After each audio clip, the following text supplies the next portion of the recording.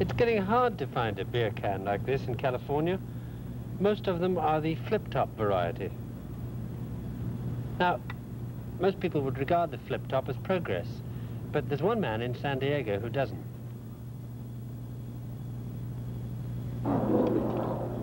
Canned drinks play a special part in the diet of Robert Erickson, a composer who works and teaches in Southern California. Canned drinks because after they've been drunk, he's left with a can, and it's the cans he's after. I've drunk things that I hardly believe in the last 6 months since I've been collecting cans. I'm trying to lose weight, so I drink soft drinks which are low calorie. In trying to lose weight, I should avoid drinking beer, but I've drunk an incredible amount of beer in the last 6 months. The results of all this drinking, cans of various sizes, all of which he puts to use, because he cuts the tops and bottoms off and builds them into pipes for a musical instrument. Erickson decided to build his own instruments because he was dissatisfied with the range of sounds from the commercial equipment which produces the electronic music so many composers go in for today. He felt he could produce a better, a more satisfying sound with tin cans. And the idea of using junk that most people would just throw away appealed to him. But he finds that soldering the ends together is beyond him. Besides, I have no technical qualifications, and I find that paper sticky tape does a very nice job. Coffee tins and spaghetti cans, tin fruit and beer, old cans of baby food, baked beans and stew, all begin a new life in Erickson's music workshop. I have to look down these things, not because the moon is so pretty. It's because sometimes I forget to cut the bottom out of a can, and then I have to take the whole tower apart. I guess this will sound okay. He calls the musical instrument he's building a noise organ. Crammed inside the hut are hundreds of cans joined into lengths of pipe, each one tuned to a different pitch. The pipes vibrate when recordings of everyday noises are played back through them. On an ordinary speaker system, they sound quite normal, but the tape recorder is wired up to the keyboard of the noise organ, which originally came from a toy piano. When you press a particular key, the recorded noise is fed to a pipe tuned to that key. The tubes impose their own tonal quality on the original noises, producing a new sound which Erickson plays with to make music. He's doing it now with recordings of Grand Prix racing cars.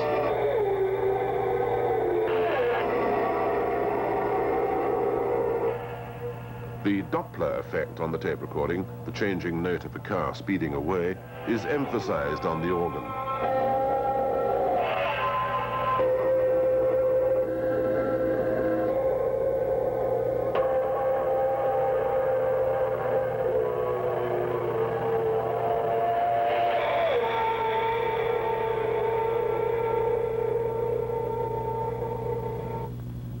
And now, music from a human heartbeat.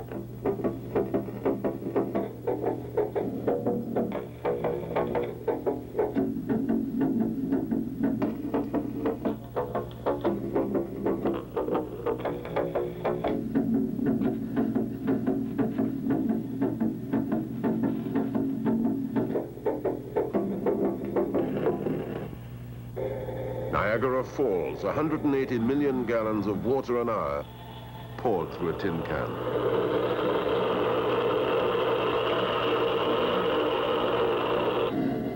A foghorn at sea.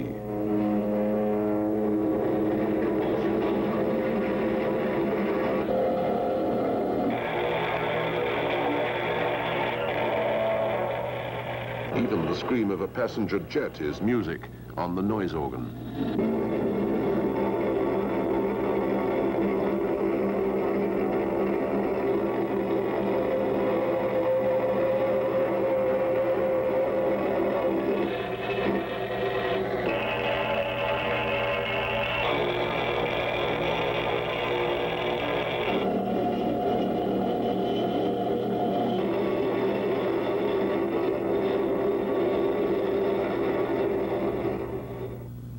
Robert Erickson has also encouraged his students to experiment with sound, and they're working with him on a number of homemade instruments.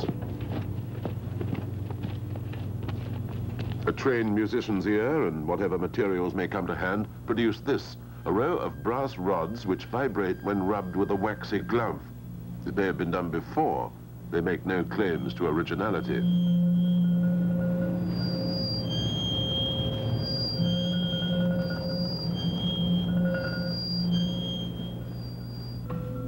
A percussion instrument which works by striking aluminium strips joined to the tops of tin cans.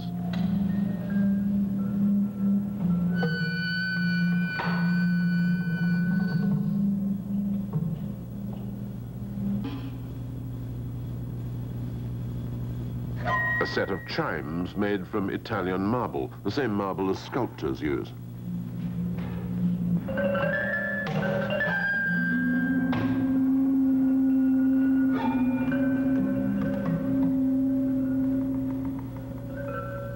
What Robert Erickson and his students are doing is to take the byproducts of civilization that nobody wants, whether it's tin cans or just traffic noise, and turn them into music, something which they feel could be beautiful and worth listening to.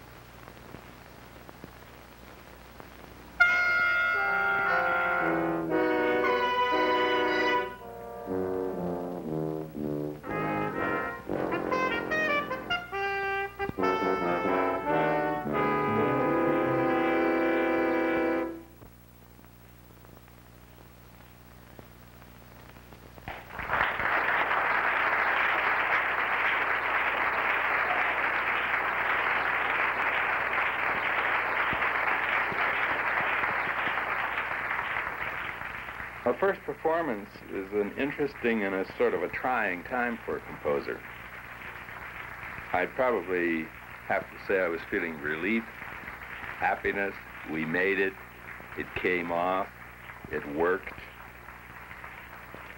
I've written a lot of kinds of music, and some of it, I suppose, would be conventional in the sense that it was for conventional instruments. But in the last couple of years, I've gotten interested in a class of sounds which is rather specialized. I'm interested in noises, all noises everywhere. And that is the conception behind this composition. The sounds, including the sounds of our environment, are converted into music.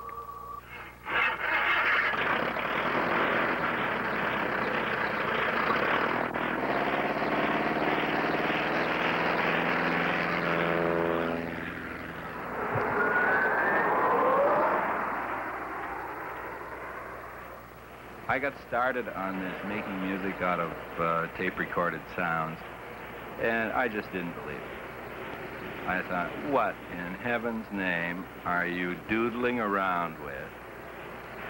And I haven't got the answer to why can't I be satisfied with the good old sound of a Stradivarius violin?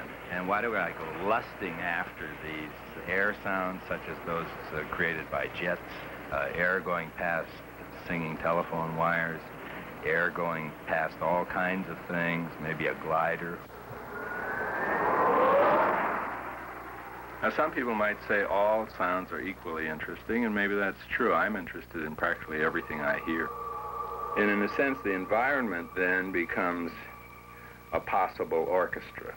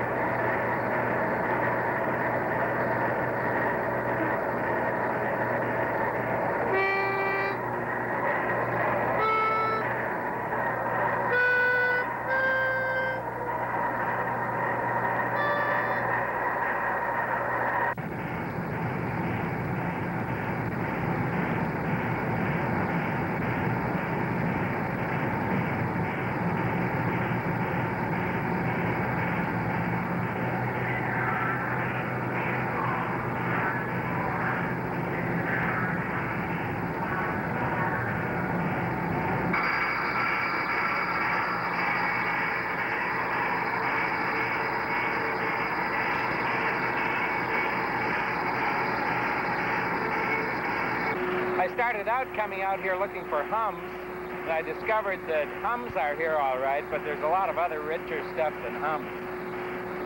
I really think this place grows on you. Yeah. First, it's all just noise. And then you begin to get favorites. I've been going around here looking for a high C sharp that's awfully pretty, and it turns up in several places. Then some places it's out of tune. But yes, I like these sounds.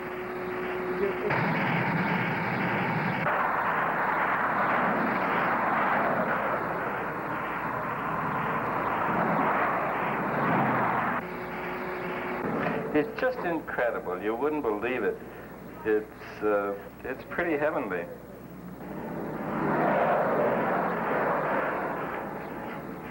Too much wind. That's going to be my theme song. Too much wind. Too much wind in the wrong place.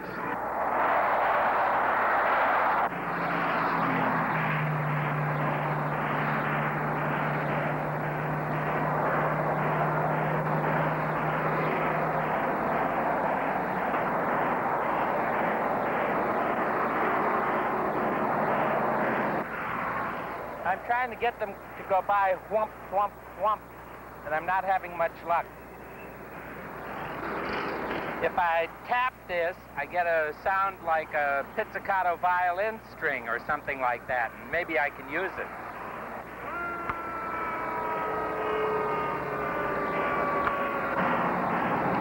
Well, you have to leave. You have to leave. Can't come back, so you get well, now I'm getting some whumps. Pardon me? Inform them, rather, that they will have to obtain from Division of Highways permit to make our movies there. Gentle persuasion, run them off. Okay, you heard the man. Bye.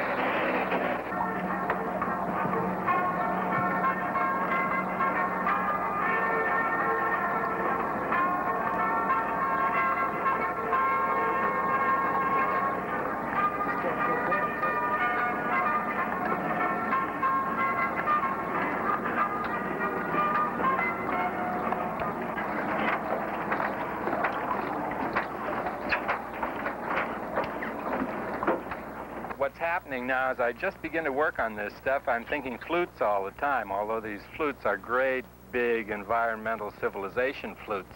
I doubt very much if they're going to be much water sounds. I think it's just going to be one high-pitched screaming roar.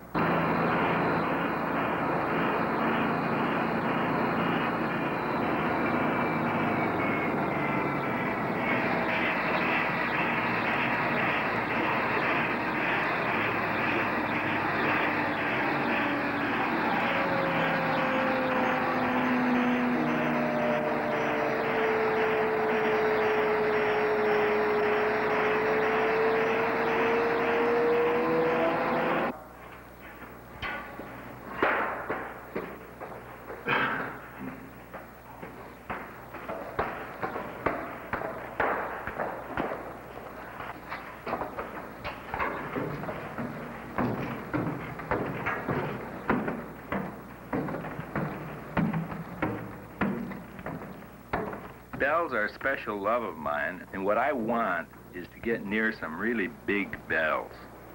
This tower is big enough to have a zillion, and I've heard these things at lunchtime, and there should be some very large, deep-toned bells, which ought to sound just marvelous close up. And it's worth a long, long climb to get up there where you get your hands on them.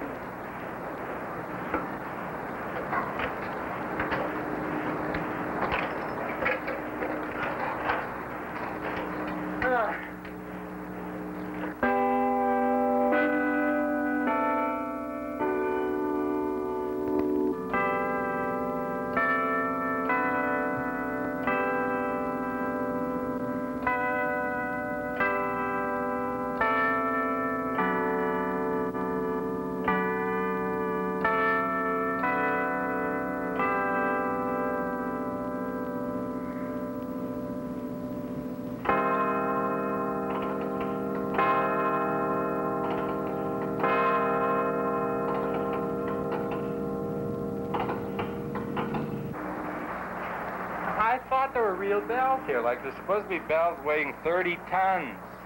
And what a sound that would make. I know what speakers sound like. They just sound like speakers. If that's civilization, I don't want it.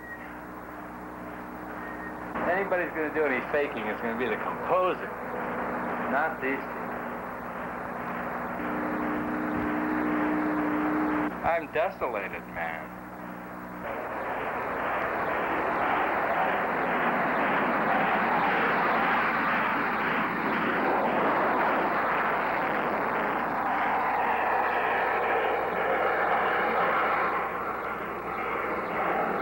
I've got them divided into whistlers and roarers so far. And one went by a little bit ago that just had the most beautiful whistle. I want to get them going faster. They're really too slow. I want them to go whoosh like that.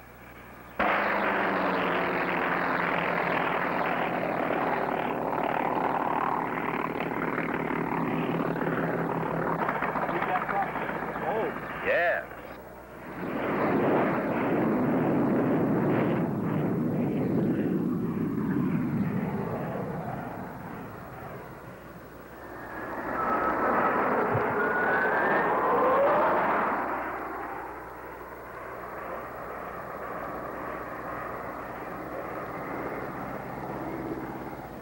We came up here looking for glider sounds.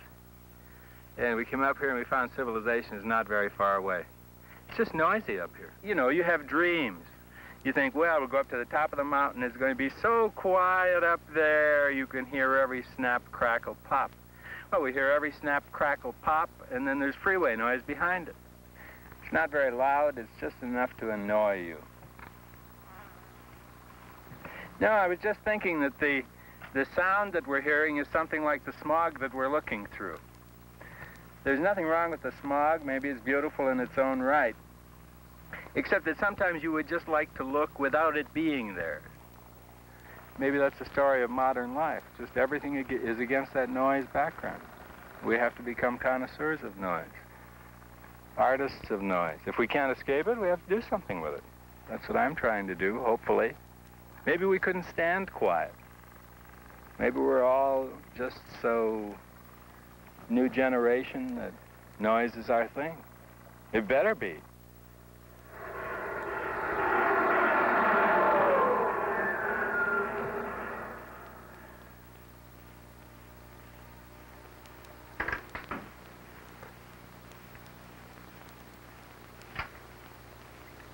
That glider is not bad, but it's got a lot of gook in it. We might be able to make something out of that by getting rid of the bumps. And we'll have to see what will go with it.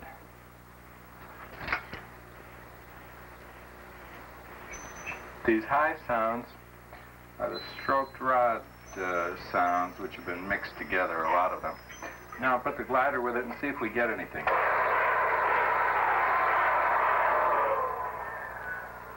Not bad. I have stroked rods at work, although I'm planning to retune some of these rods, and they look ugly in the instrument that I developed. And I have two engineers who are working out the details.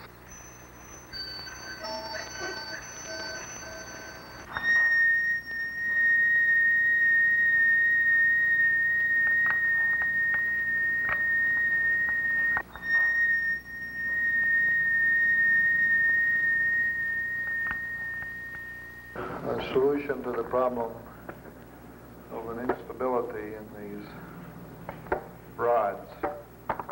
In other words, these attachments, these clamps have to be a lot stiffer. People sometimes ask me why I build instruments, and the answer is simply that I'm interested in sounds and I'm interested in new sounds. Although I want to build instruments, I'm not very handy with my hands. But what I do generally is make an original mock-up version of one of these instruments. Then I get help. For example, these rod things. They produce very high, sweet sounds that I cannot produce with any other instrument that exists. Like so. See, now he puts on these gloves. I don't know if it'll even make a sound right now. That's the sound I'm after, sort of, except it'll be prettier.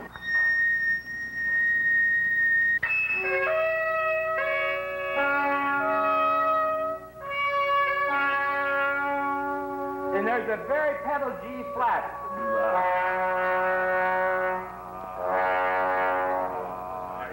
Yeah, that'll do it. That'll do it. And you might just, as a group, think you're going to start it slow and make the wheel go faster and faster and faster through that. Continue beyond the cue, because that'd be a nice way to let down in that decrescendo after that section. The other thing, listen for your in-tuneness. I think there's a lot of out-of-tune playing this trip, and it's probably because we got set up in another situation.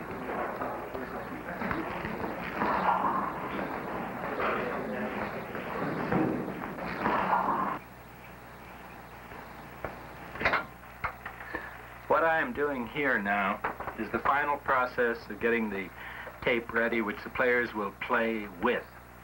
This is some master tape material. This is some master tape material. 2 tracks here, 2 tracks here. They will be put on a wide tape, a 1/2 inch wide over here. I'm all queued up and ready to try it out to see how they mix together.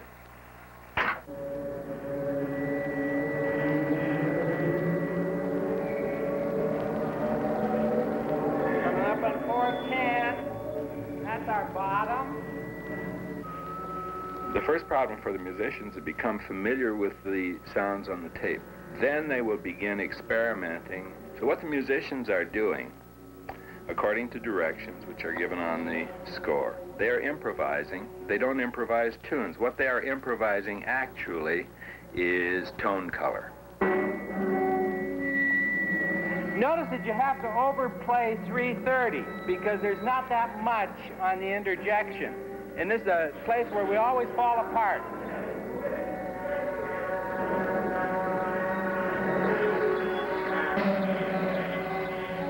Now here's where I wanted the brass to give me the brilliant brass. It's too late.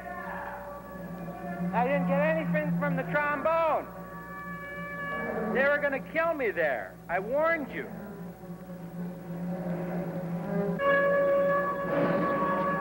I like that, and I hope you guys do, because I want you to do that.